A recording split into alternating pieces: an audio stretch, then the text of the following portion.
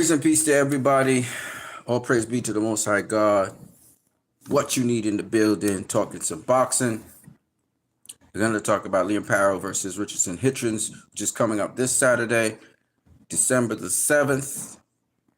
And that is a very good fight. This stream is brought to you by LIV Products. Live now, we're live now. We have a line of natural drinks: sorrel, orange, fruit punch, grapefruit, Morby, and lime. And we also have a line of cleaning products, the LIVE line, liquid detergent, fabric softener. You have all-purpose cleaner, off disinfectant, and dishwashing liquid.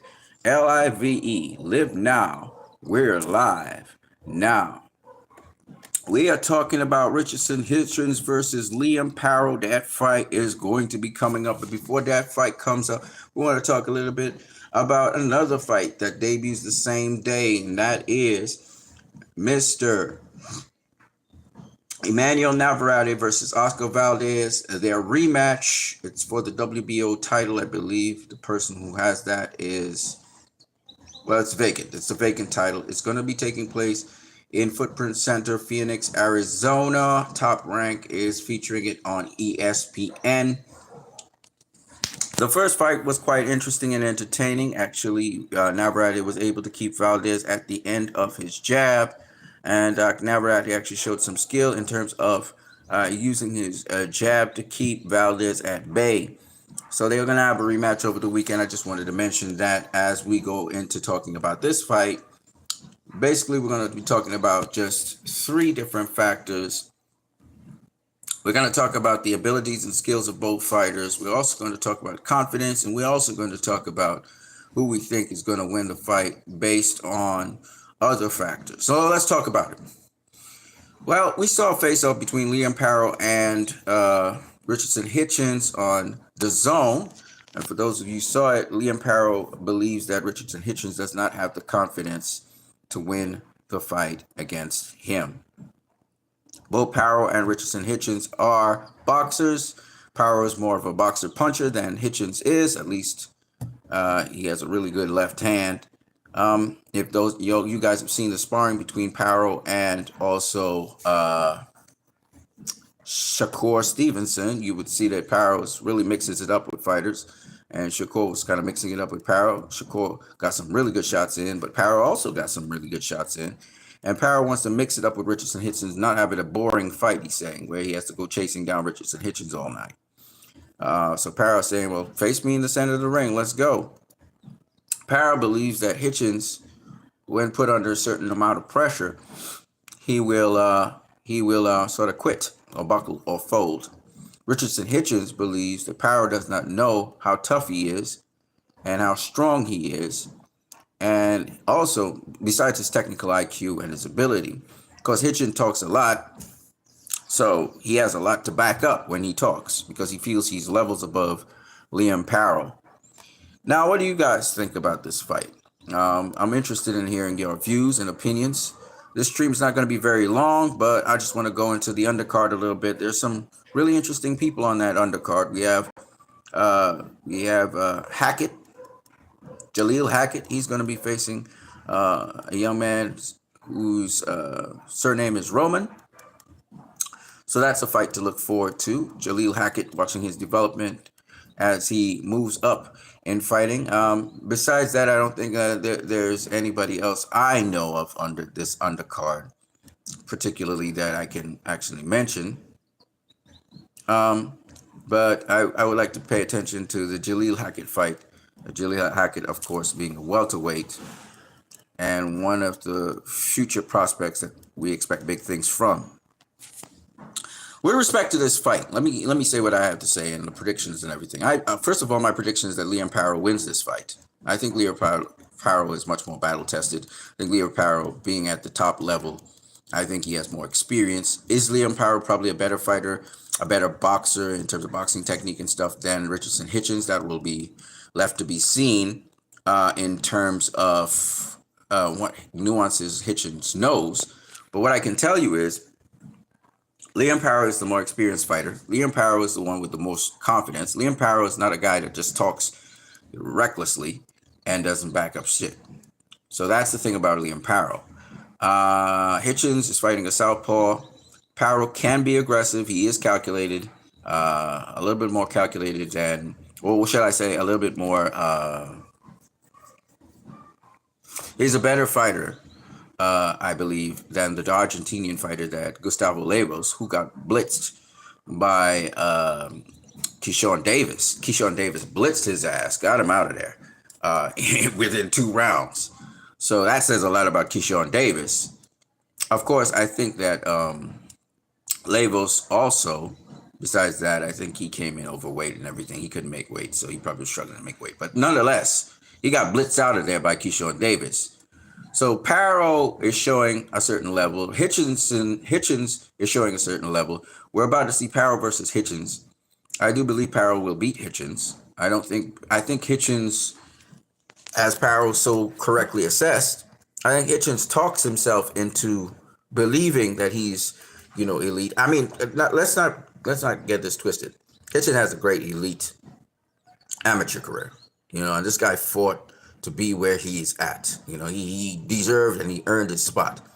But as Paro so correctly said, Hitchins is saying that, Subriel Mateus was easy work for Paro because Mateus is customized to deal with Paro.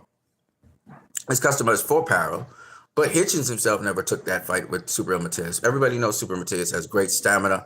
He builds as the fight progresses. And we saw Hitchins against a fighter something like Mateus in Gustavo Lemos. And he had a very difficult time with Gustavo Lemos. Very difficult time.